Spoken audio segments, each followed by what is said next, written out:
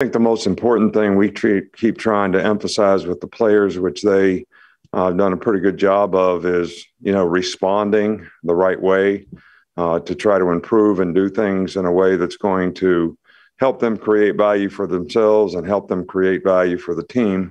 If you don't create any value for Alabama, you don't create any value for yourself. So everybody's got to focus on finishing. And I think it's a cue every day. When you practice, you get tired, you get lots of reps. That when you start to get that way, that's a cue for you to finish.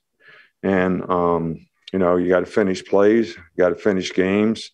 We certainly didn't finish the last game. The last 5 minutes of the game was not what we needed it to be. So that's something that we have to continue to work on. Playing at Mississippi State, every game we've ever had over there has been really, really difficult. Their team is playing really well, so this is going to be a real challenge for us, and we're going to have to bring our A game, play our best against a lot of really good players on both sides of the ball. So it's always a difficult place to play with the cowboy bells and all that, but we've been in a couple difficult circumstances so far this year, so hopefully we can continue to improve how we manage that. Okay, we'll start with Michael Casagrande. You spoke a lot about the leadership of last year's team, the respected voices in the locker room. In the past few days, what have you seen and what have you observed from the leadership of this team and how they feel? Do you feel better about the way they've responded before the game?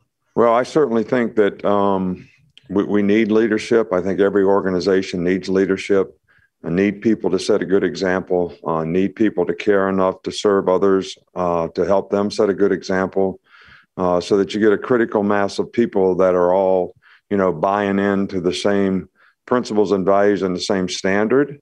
As much as I can talk about it as a coach, I think it always gets reinforced to a great degree if you have, peer intervention where you have, your peers are, constantly preaching that same message and holding people to the same standard. So, that's something that we want to continue to develop, and I think something that will help this team continue to develop.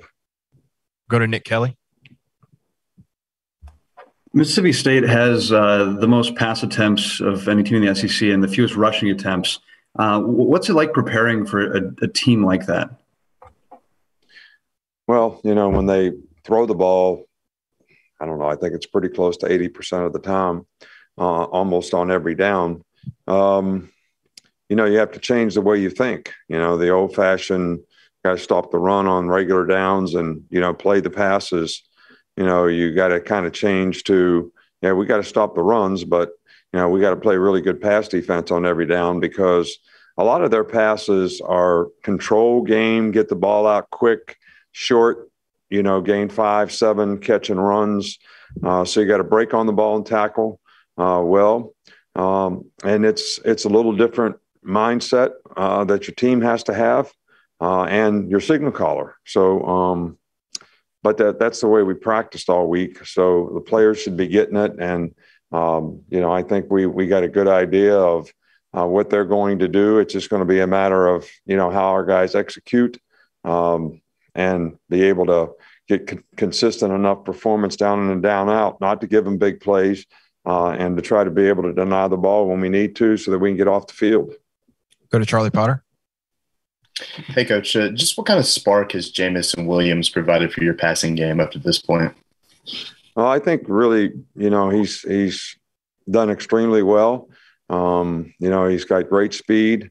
He's a vertical threat on every play.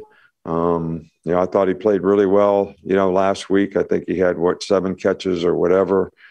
Big play touchdown, couple touchdowns, but a big play touchdown on a double move. So he's added a lot. Our receivers have, got to be very consistent in terms of the way we play. We can't afford to miscommunicate. We can't afford to drop balls.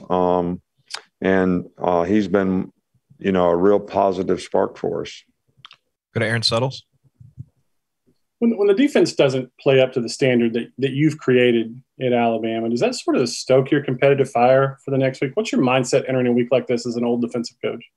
Well, I've always got competitive fire because I respect, what it takes to win. I respect what it takes to prepare to win. And I try to do it every week, and I try to get the players to respond to it, each and every week, so that they have the best chance to create value for themselves when they go out and play. And when players don't play well, they don't create value for themselves, and they don't create value for the team. And, we made too many mental errors, didn't tackle well early in the game. And I think all that starts with your mindset in terms of the intensity that you have, the focus that you need to be able to go out there and compete against good players in tough environments. That's as difficult of competitive situation as, you're going to be in. And, what defines, great competitors is people who can be their best when their best is needed. And I think people evaluate that and look at that. So that's something that I'm always trying to help the players have the best opportunity to do. Now, I have pride in performance too, not just for the defense, but for our whole team.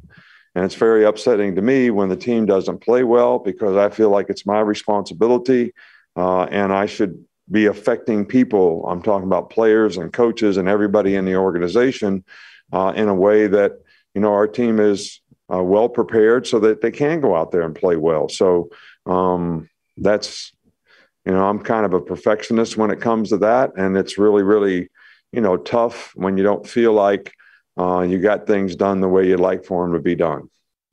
We'll go to Joey. Hey, Coach, you talked about a little bit in your opening statement about finishing, and I'm just wondering, as far from for players, is kind of improving that more of a mental development, physical development, or is it more so a combination of both? Well, I think it starts with, your mindset. You're going to do what you feel like doing, or you're going to choose to do the things you need to do to push through difficult circumstances and difficult times and stay focused. And when you do that, then you develop a greater capacity to do it. So it starts out mindset, but then you become physically more able and capable to sustain, because you've had the mental toughness to push yourself to the next level. I mean, it's like blowing up a balloon. The first time you blow it up, it's really, really tough. Then you let the air out of it. It blows up to that point pretty easily. But then when you try to take it beyond that, it gets very difficult again.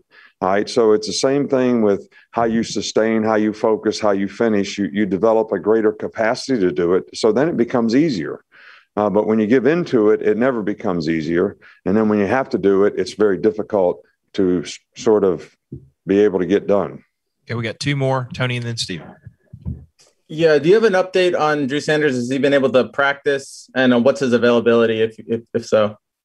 He's not available this week. He's out there in pads every day, but he doesn't have it's not safe for him to use his hand yet. So he's not going to play this week. Okay, we'll finish up with Steven. Coach, you've had a lot of competitors play on special teams, and the big block punt by Ja'Cory Brooks. Now, what does that mean for him being able to fight like that and battle and compete on special teams and grow in that area? Yeah, well, he's been one of the real positive freshmen that have contributed on special teams, that realizes the importance of learning how to play on special teams. A lot of other guys don't take it serious, but he's done an outstanding job for us on teams. He loves to play. He's a really good competitor, just likes to play. And we need more guys on our team to be able to contribute, because we need for our younger guys on our team to be playing on special teams. So a lot of the older guys who are playing more plays in the game don't have to play, because those guys are really good special teams players. Josh Job's a really good special teams. Jordan Battle's a really good special teams player. B-Rob, very good special teams player. Well, they served their time. All right, now they're playing a greater role in playing all the time. So we need other players to understand, and those guys all learned how to do it when they were freshmen. So Ja'Cory Brooks has done an outstanding job of that. We have several other freshmen who have contributed extremely well on special teams, but we need more of it. All right, Coach, thanks for your time.